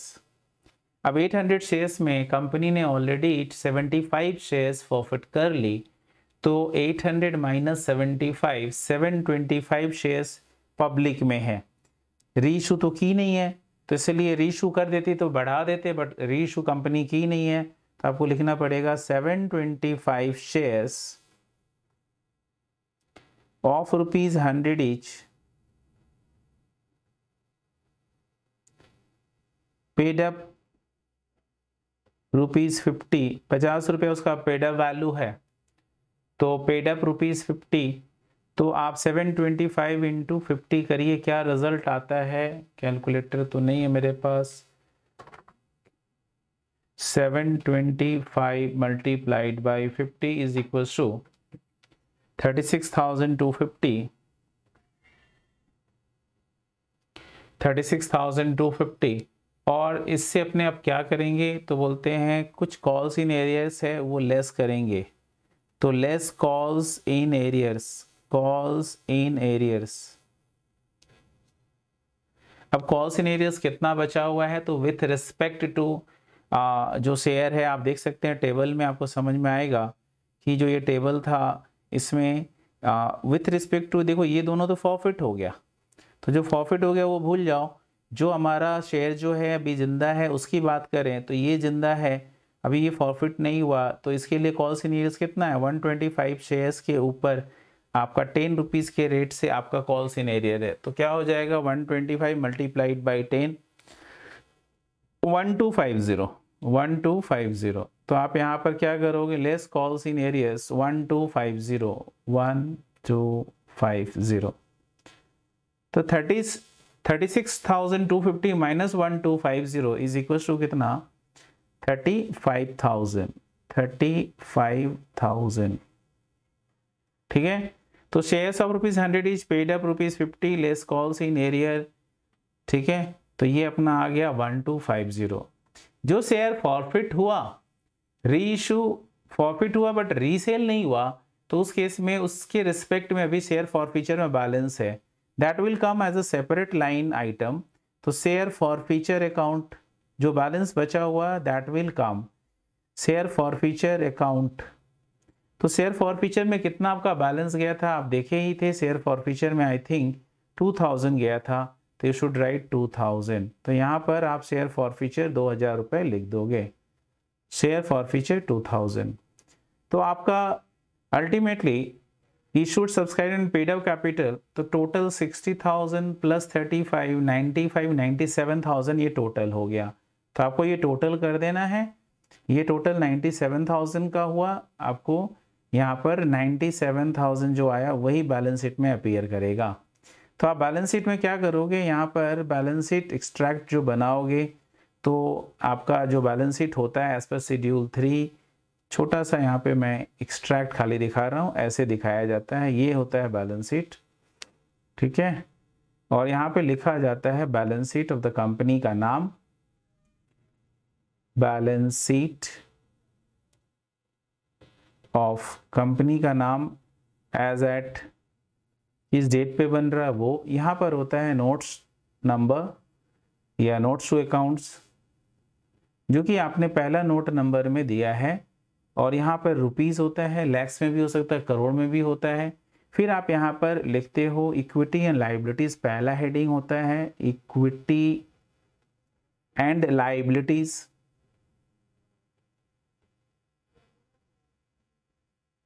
इक्विटी एंड लाइबिलिटीज, उसके अंदर में फिर से सब हेडिंग हो जाता है, इक्विटी एंड लाइबिलिटीज के अंदर में सब हेडिंग क्या होगा, तो शेयर होल्डर्स फंड। ठीक है, इसके अंदर में पहला हो जाएगा share holders fund, share holders fund, और शेयर होल्डर्स फंड जो हेडिंग हुआ इसके अंदर में फिर से सब हेडिंग होगा शेयर कैपिटल, क्या होगा, शेयर कैपिटल। और इस शेयर कैपिटल के लिए आपने वर्किंग किया था, तो शेयर कैपिटल जो आपका हेडिंग हुआ तो वो आपने वर्किंग नोट बनाया 1 और उसका टोटल आया 97,000। तो ये हो गया आपका, आपसे पूछा था कि बैलेंस शीट एक्सट्रैक्ट बना के मुझे दिखाओ कि बैलेंस शीट कैसा दिखता है, तो मैंने बैलेंस शीट आपको बना के दिखा दिया। कि बैलेंस शीट कैसा दिखता है। बैलेंस शीट में इक्विटी एंड लायबिलिटीज 97,000 आ गया और आपका जो ये है जेनेंटिस पूरा कंप्लीट हो गया। अब अपने बुक से देख सकते हैं बुक में क्या कर रखा है, कुछ सीधा बैलेंस शीट देखते हैं ना। 97,000 है शेयर होल्डर्स फंड, पूरा बैलेंस शीट का ये फिगर पुट कर रखा है, करंट लायबिलिटीज नॉन करंट, ठीक है। तो आई थिंक वो सब ज़रूरत नहीं था पूरा बनाने का, क्योंकि सिर्फ एक्सट्रैक्ट हमने बनाया। पूरा बनाने का मतलब हो गया, बोला है क्या पूरा बैलेंस शीट बनाना है। Give journal entries recording this about including cash transaction, show how the share capital would appear in balance sheet of the company in accordance with part 1। देखिए जो क्वेश्चन पूछा मैंने वही सॉल्व किया। क्वेश्चन ये पूछा है कि how the share capital will appear in accordance with schedule 3 part 1, तो मैंने वही शो किया। क्वेश्चन में देखो ये चीज़ होता है कि मैं इसी को देख देख के मुझे पढ़ाना होता है तो कोई मतलब ही नहीं बनता है। जितना क्वेश्चन पूछे उतना ही आंसर करना चाहिए। ये सब तो तुक्का वाली बात हो गई कि पूरा हम बनाएंगे। भाई जब हमसे पूरा पूछा ही नहीं तो हम पूरा बना के क्यों देंगे। जितना हमसे पूछा जाएगा that much only you should try to answer, तो ये ध्यान रखेंगे आप, ठीक है। आपका 97,000 आया है। नोट्स टू अकाउंट में जाके चेक कर लीजिए, ये रहा। ऑथराइज कैपिटल आप चेक कर सकते हैं, ऑथराइज में दिया हुआ 2 लाख।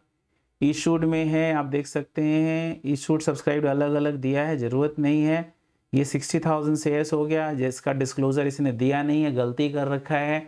यहाँ पे लिखना चाहिए for 600 shares issued for non cash consideration. 725 shares है, आपने ये लिखा ही है लेस कॉस्ट इन एरियर। और आपका फॉरफीचर बैलेंस जो है वो अलग से ऐड किया, ऐड नहीं किया जाता, ये गलत है। सेपरेट लाइन ऑफ आइटम आता है, ध्यान दीजिएगा। हम लोग जो दिखाए हैं वो लेटेस्ट जो रूल है उसके हिसाब से दिखाया। आप देखिए मैंने ऐड नहीं किया पेड अप कैपिटल के साथ, शेयर फॉरफीचर अकाउंट मेरा अलग से दिख रहा है। तो मैं जो आपको करके दिखा रहा हूँ या करके बताया हूँ वो लेटेस्ट रूल है जो आपकी बुक्स में अभी भी अपडेट नहीं हुआ है, तो प्लीज़ उसको मत फॉलो कर लीजिएगा। जो गलत है उसे गलत बोलना है, मतलब गलत क्या बोलना है, वो पुराना चीज़ है, अपडेट नहीं हुआ है, अपने को अपडेटेड पढ़ना है और अपडेटेड एग्जाम में देना है। आपसे एक्सपेक्ट भी किया जाता है, इंस्टीट्यूट भी ये एक्सपेक्ट करता है कि आप अपने आप को अपडेट करके आए। भले उनका मैट अपडेट हो या ना हो कोई मैटर नहीं करता है, लेकिन आपको अपडेटेड रूल्स जरूर जानना है, ठीक है। तो ये था question number 8। Next question number 9 करेंगे अपने, और 9 जो है ये भी एक अच्छा सम है। क्या क्या पूछ लिया है भाई, बहुत कुछ पूछ लिया है, ठीक है। क्वेश्चन नंबर 9 देखते हैं, हो जाएगा।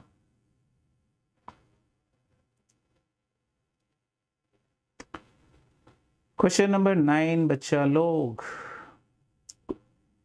तो 9 है SOS limited issued prospectus inviting application for 6,000 shares. पढ़ पा रहे होंगे आप लोग, होप सो। इनवाइटिंग कितना, 6,000 shares of ₹10 each at a premium of 2 पर शेयर पेबल एज फॉलोज। 2 रुपया करके पे करना है, ठीक है ना, और प्रीमियम 2 रुपया है, ध्यान रखना। 10 रुपया है, टोटल 12 रुपया लेना है। ऑन एप्लीकेशन 2 पर शेयर, ऑन अलॉटमेंट 5 पर share including premium, on first call 3 पर शेयर, ऑन सेकेंड कॉल 2 पर शेयर। जब भी आपको ऐसा मिले आप एक पिक्चर तैयार कर लो कि मुझे 12 रुपए लेना है। ये क्वेश्चन नंबर 9 है, आप ऐसा लिख दो, क्वेश्चन नंबर 9। पेज नंबर भी लिखो, पेज नंबर है आपका 15। Question number 9 page number 15, institute मैट। आगे पीछे मिल सकता है, पेज नंबर आगे पीछे हो जाए उसे घबराना नहीं है। क्वेश्चन ढूंढो, मिल जाएगा। यदि पुराना मैट है तो मैं लेटेस्ट से करा रहा हूँ। और उसके बाद आपको क्या करना है, तो यहाँ पर अब आपको अल्टीमेटली सबसे पहले वो वर्किंग करना है। वर्किंग क्या है, वर्किंग में सबसे पहले आपको लिखना है, सबसे पहले आप क्या लिखोगे, तो आपको फेस वैल्यू जो है वो है 10 रुपीज़, प्रीमियम है आपका 2 रुपये, टोटल आपको लेने हैं कितना 12 रुपीज़। 12 रुपये आपको टोटल कलेक्ट करने हैं। ये 12 रुपीज़ लेने कैसे हैं ये भी आपको देखो, आई थिंक 4 इंस्टॉलमेंट है कि 3 है। पहला है एप्लीकेशन पे 2 रुपया, तो 2 रुपये आप कैपिटल लिख दो, आप लिख दोगे 2 रुपये कैपिटल। उसके बाद नेक्स्ट है आपका ऑन अलॉटमेंट 5% इंक्लूडिंग प्रीमियम, 5 रुपया ले रहे हैं तो 3 रुपया कैपिटल है, 2 रुपया प्रीमियम है, तब तो 5 रुपये आया ना, ठीक है। और आपका फर्स्ट कॉल है 3 and second and final call है 2, तो 3 और 2 और हो जाएगा, 3 ये है और ये 2 है। टोटल आप देख सकते हैं कि आपका 2 + 5 + 3 + 2 टोटल आपका 12 रुपीज़ हो जाता है। बट ध्यान रखिएगा ये प्रीमियम का अमाउंट है, ये आपका प्रीमियम है, 2 रुपये इज द प्रीमियम। आगे पढ़ते हैं यहाँ पर, applications were received for 9,000 shares and allotment was made pro rate to the applicants of 7,500 shares. The remaining applicants were refused allotment. यानी सीधा बोल रहा है कि मेरे पास 9,000 एप्लीकेशंस आए, ठीक है। ये भी आप ऐसे बनाते जाओगे, हर सम्स में 9,000 एप्लीकेशंस है, 9,000 एप्लीकेशंस है और आपका अलॉटमेंट कितना है जो आप करना है, तो बोलते हैं अलॉटमेंट जो किया गया है वो 7,500 शेयर्स का किया गया, ठीक है। तो इसका मतलब है कैटेगरीज ये हुआ कि अपने यहाँ पर एप्लीकेशन रिसीव्ड हुआ 9,000 शेयर्स का and allotment was made pro rata to the applicants of 7,500 shares. अच्छा, इशू कितना किया है भाई, तो कंपनी ने शेयर्स इशू करना है 6,000, देख लो ठीक से, ये नंबर्स भी जानना ज़रूरी है। तो देखो 9,000 एप्लीकेशंस है, अलॉटमेंट 7,500, 9,000 में एप्लीकेशन आए और ये एक गलत हो गया, अलॉटमेंट टोटल 6,000 ही करना है, ध्यान दीजिएगा ये टोटल है। अभी यहाँ पर कैटेगरीज अब बनेगा, तो ये बोल रहा है क्वेश्चन में कि 7,500 एप्लीकेंट्स को कितना शेयर्स दे दिए, 6,000 शेयर्स दे दिए, 6,000 शेयर्स दे दिए। और दूसरा कैटेगरी है बी, जहां पे 1,500 एप्लीकेंट्स बने जिन्हें मैंने रिजेक्ट कर दिया, यानी 0 शेयर्स दिया, ठीक है। तो ये टोटल 9,000 एप्लीकेशंस हो गए, अलॉटमेंट टोटल 6,000 हो गए। तो आपको बता रहे हैं कि आपने 7,500 जो एप्लीकेशंस आए उन्हें 6,000 शेयर्स दिए, तो ये है प्रो रेटा। जैसे ये मिले आगे आप तुरंत वर्किंग कर सकते हो। ये रेशियो क्या है, 75:60, यानी कि आपका प्रो रेट रेशियो क्या है, प्रो रेट रेशियो क्या है,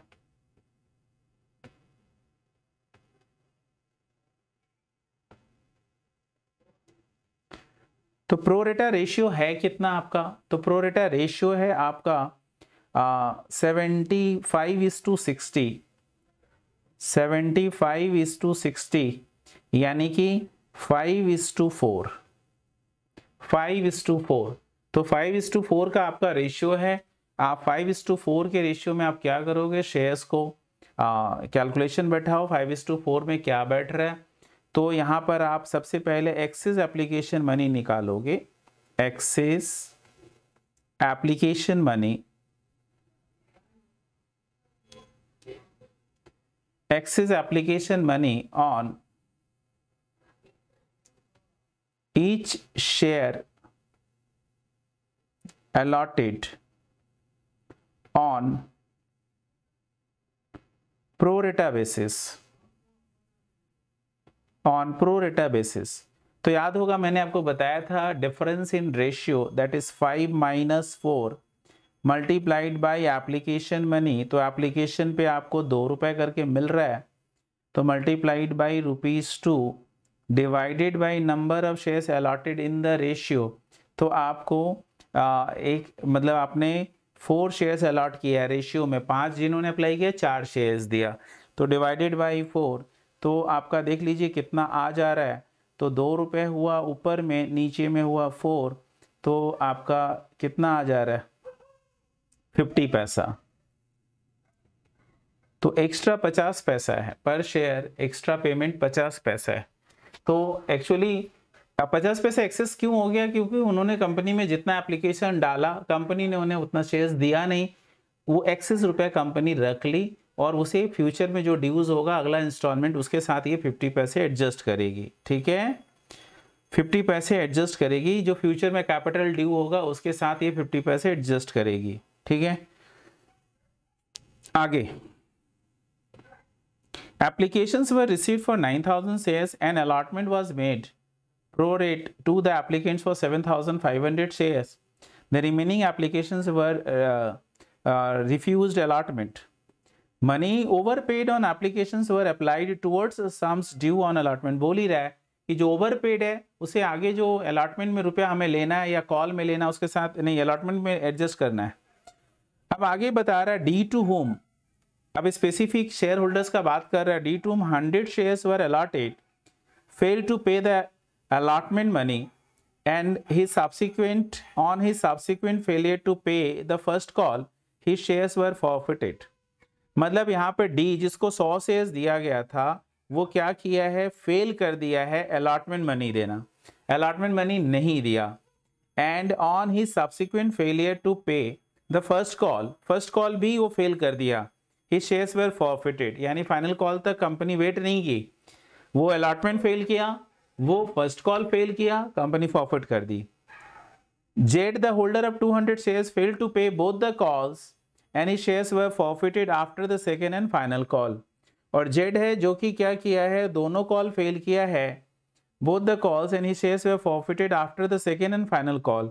तो जेड का शेयर का फॉरफिचर फाइनल कॉल के बाद हो रहा है, जबकि जो आपका डी है उसका शेयर्स का फॉरफिचर फर्स्ट कॉल के बाद ही हो रहा है। Of the shares forfeited, 200 shares were sold to C, credited as fully paid up, 8.5 per share fully paid up के तौर पे रीइशू कर दिया।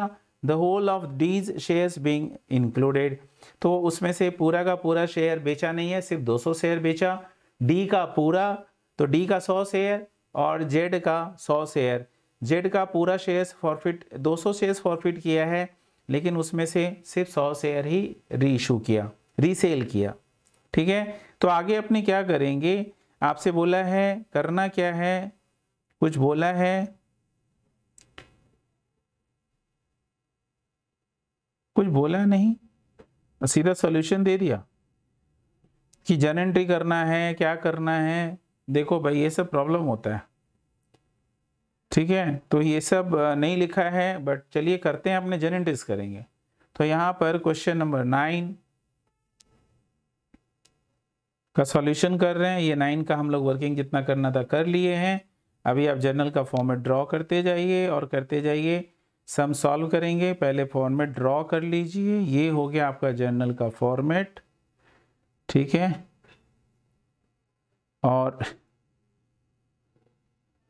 और आगे भी ऐसा फॉर्मेट बना लेंगे। नेक्स्ट पेज में भी जर्नल एंट्रीज का फॉर्मेट बना लीजिए।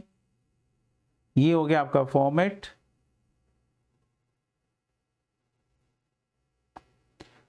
नेक्स्ट पेज में भी हम लोग बना लिए और स्टार्ट कर देंगे। सबसे पहले एप्लीकेशन रिसीव करो, 9000 शेयर्स का एप्लीकेशन मिला है आपको, तो आप सबसे पहले डेबिट करो, bank account debited,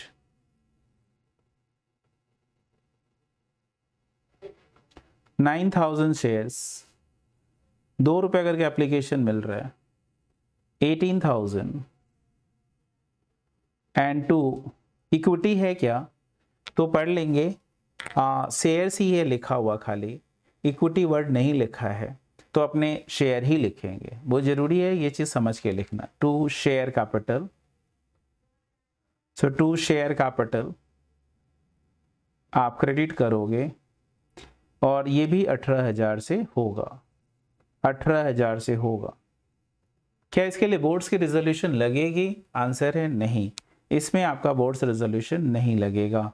application money receive करने के लिए बोर्ड्स रेजोल्यूशन नहीं लगता है। अगला एंट्री क्या चीज के लिए होगा? अलॉटमेंट करने का होगा, तो अलॉटमेंट कर दीजिए।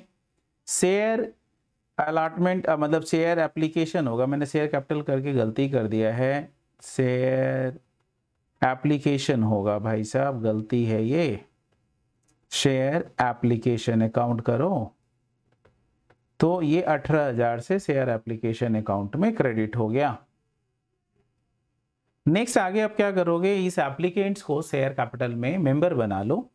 तो अगला एंट्री होगा share application account debit, share application account debit करेंगे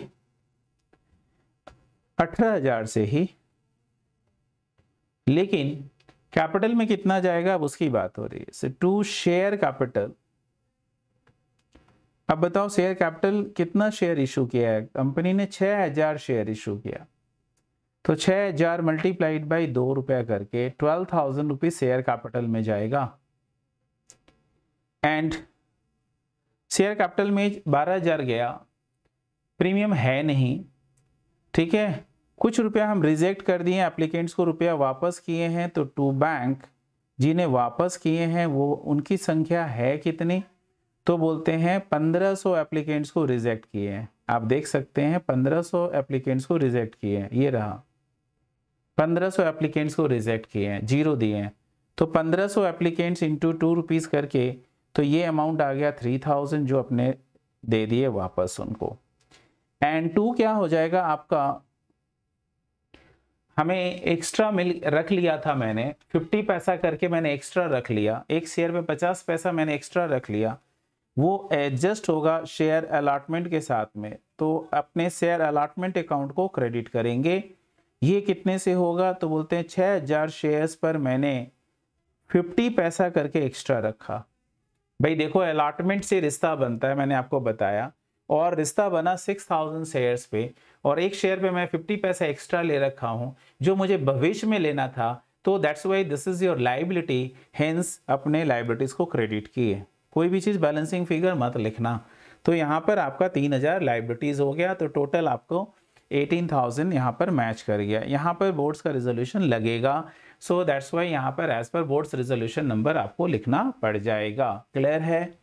नेक्स्ट है आपका, ये करने के बाद नेक्स्ट है आपका जो नेक्स्ट इंस्टॉलमेंट ड्यू करेंगे, तो अगला इंस्टॉलमेंट हम शेयर अलॉटमेंट अकाउंट के नाम से मांगते हैं, तो शेयर अलॉटमेंट अकाउंट डेबिट होगा, तो नेक्स्ट लिखोगे share allotment account debit, share allotment account debit.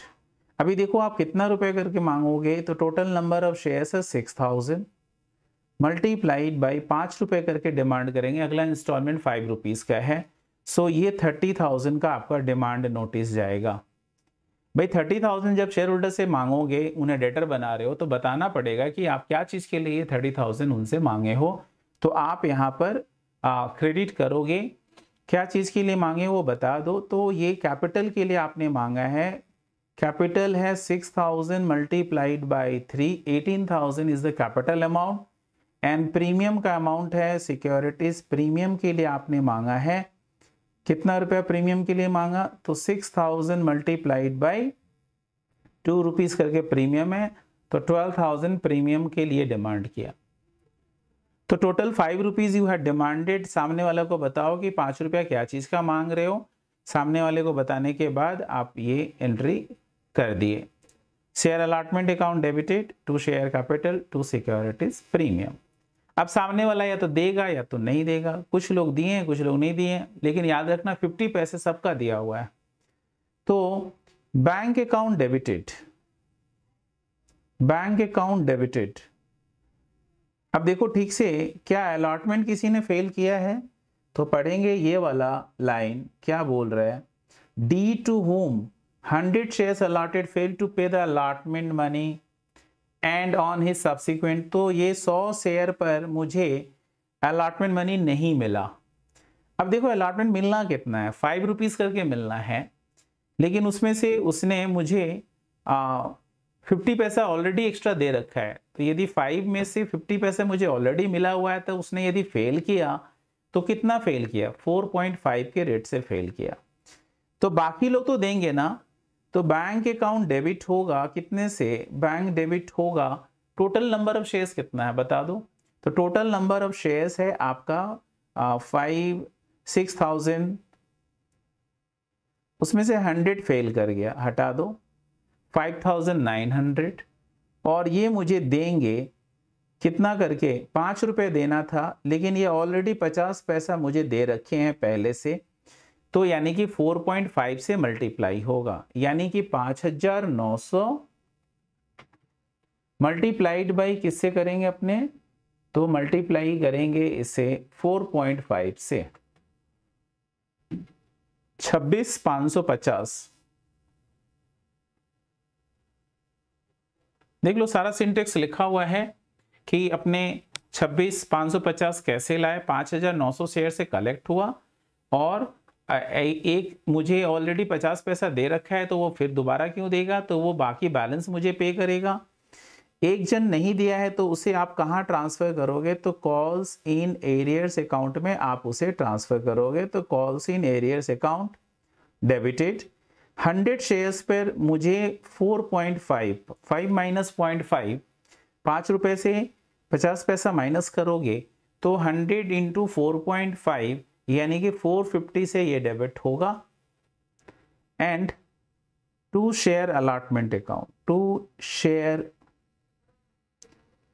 Allotment account, तो अलॉटमेंट अकाउंट में जाएगा आपका 27,000, ठीक है ना, शेयर अलॉटमेंट अकाउंट में जाएगा 27,000। तो ये हो गया हमारा एंट्री अलॉटमेंट मनी रिसीव करने का।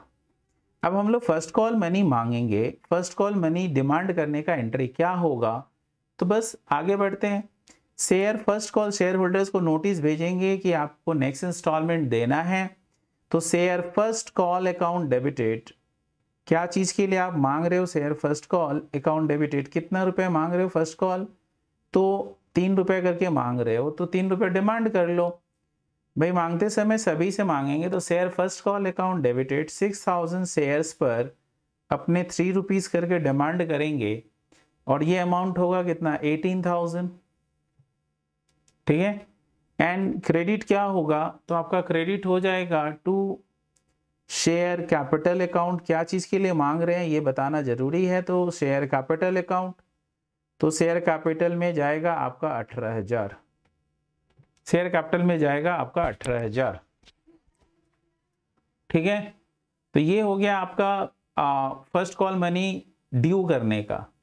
रिसीव करते समय और मिस्टर जेड के पास 200 शेयर है, वो भी फेल किया है, देख लीजिए ठीक से लिखा हुआ है, ये पढ़ेंगे समझ में आएगा। जेड, यहां पे देखो जेड, ठीक है, दिख रहा है Z, the holder of 200 shares fail to pay the calls, both the calls, दोनों कॉल फेल किया, यानी shares were forfeited after the second and final call, ठीक है। और डी का तो फर्स्ट कॉल के बाद फेल करने के बाद उसे फॉरफिट कर लिया जाएगा। तो आते हैं वो भी, पहले आपका 200 शेयर और 100 शेयर 300 शेयर पे फेल हुआ फर्स्ट कॉल मनी, तो अभी अपने क्या करेंगे, बैंक अकाउंट डेबिट करेंगे जो मिला उसके लिए। तो बैंक अकाउंट डेबिट कितने से होगा, तो बैंक डेबिट हो जाएगा आपका टोटल 6,000 शेयर से, जिसमें से 300 शेयर होल्डर फेलियर किया है, सो मल्टीप्लाइड बाय कितना, तो इन्हें 3 रुपए करके देना था। सो आपका टोटल 18,000 में 900 नहीं मिला, तो 17,100 मिल गया। जो नहीं मिला that will be debited to which account, calls in arrears account में वो डेबिट करेंगे। तो कॉल्स इन एरियर्स में डेबिट हो जाएगा कितना, 300 शेयर्स के ऊपर डी और जेड का मिलाकर 300 shares at the rate of 3, अभी किसी का एक्स्ट्रा नहीं है, सब खत्म हो गया। सो 900 रुपीज हो गया कॉल्स इन एरियर्स में।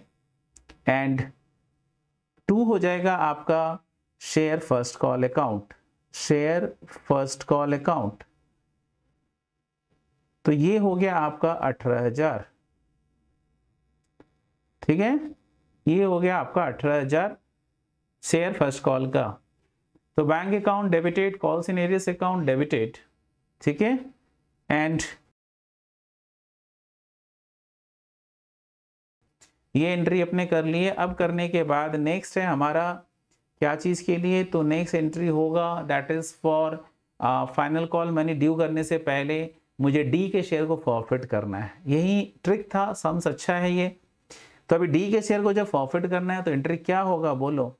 डी के शेयर को जब फॉरफिट करेंगे तो एंट्री हो जाएगा share capital account debited, share capital account debited. आप डेबिट करोगे कितने से? डी के कैपिटल 100 था और कॉल्ड अप कैपिटल से डेबिट करोगे, तो फाइनल कॉल तो अभी उससे किया ही नहीं गया, तो उसका कॉल्ड अप कैपिटल कितना है बता दो, एक बार देख लो, टेबल देखोगे समझ में आएगा। तो डी से आपका ये बनता है 2 रुपया यहाँ पर, 3 रुपया ये कैपिटल और 3 रुपया ये उससे तो मांगा ही नहीं गया, उसके पहले बेचारे का टिकट कट गया। सो 2 + 3 + 3 यानी कि 8 रुपए से डेबिट होगा, तो 8 रुपए से डी के डेबिट करोगे, तो शेयर कैपिटल अकाउंट डेबिटेड 8, तो इंटू 8 करोगे तो ये हो गया 800 रुपए से डी डेबिट। ठीक है, डी डेबिट हो जाएगा 800 रुपए से। अभी आपको प्रीमियम यदि नहीं मिला है तभी कैंसिल करेंगे, तो premium had been collected with allotment. ठीक है, देखना ठीक से, premium had been collected with allotment, और डी एक ऐसा शेयर होल्डर है जो अलॉटमेंट फेल किया है, देखना ठीक से। तो यदि अलॉटमेंट फेल किया तो उसने क्या किया, उसका एक्स्ट्रा था भी, सो एक्स्ट्रा 50 पैसा था जो कि कैपिटल के टूवर्ड्स एडजस्ट हो गया, तो उसका मतलब है कि उसका प्रीमियम नहीं मिला है। So we need to cancel the premium, securities premium account को डेबिट करेंगे, सिक्योरिटीज प्रीमियम अकाउंट को डेबिट करेंगे, दैट इज 100 इंटू 2 रुपीज करके डेबिट होगा, 200 रुपया डेबिट हो जाएगा। ठीक है, एंड 2 क्या होगा आपका, तो 2 होगा आपका कॉल सिनेरियस,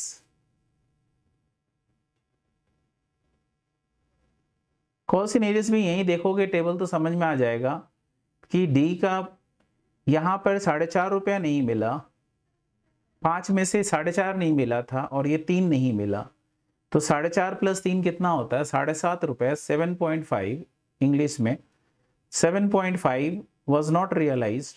सो यहां पर हो जाएगा आपका 100 इंटू 7.5, दैट कम्स टू 750। जो मुझे मिल गया है वो कहाँ जाएगा, शेयर फॉरफीचर अकाउंट में, तो शेयर फॉरफीचर अकाउंट में आप डालो, तो आप शेयर फॉरफीचर में वो डालोगे, बैलेंसिंग फिगर नहीं डालोगे, शेयर फॉरफीचर अकाउंट में आप डालोगे कौन सा अमाउंट, तो जो एज ए कैपिटल मिला है, तो एज ए कैपिटल आपको क्या मिला, ये 2 रुपए मिला प्लस ये 3 रुपए में 0.5 मिल चुका है, तो 2 + 0.5 कितना होता है, 2 + 0.5 इज इक्वल टू कितना, 2.5।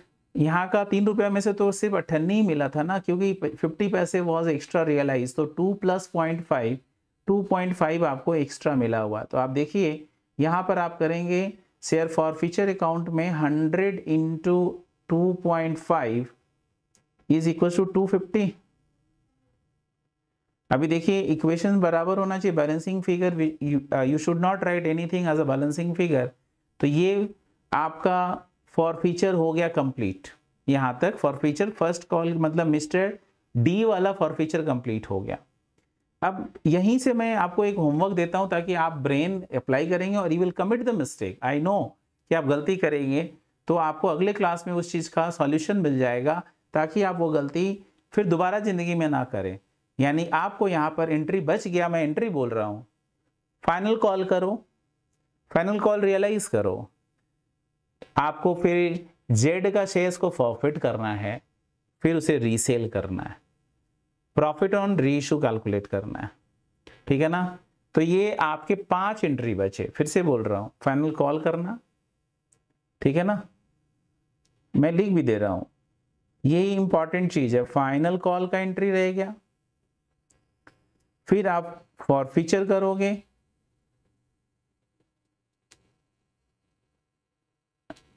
Final call due and receive, due and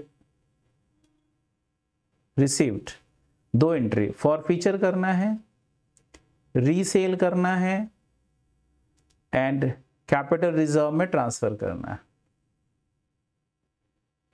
ये आपको यहाँ पे 2 एंट्री होगा, यहाँ 1 एंट्री होगा 3, 1 एंट्री यहाँ होगा 4, ये 1 एंट्री होगा 5।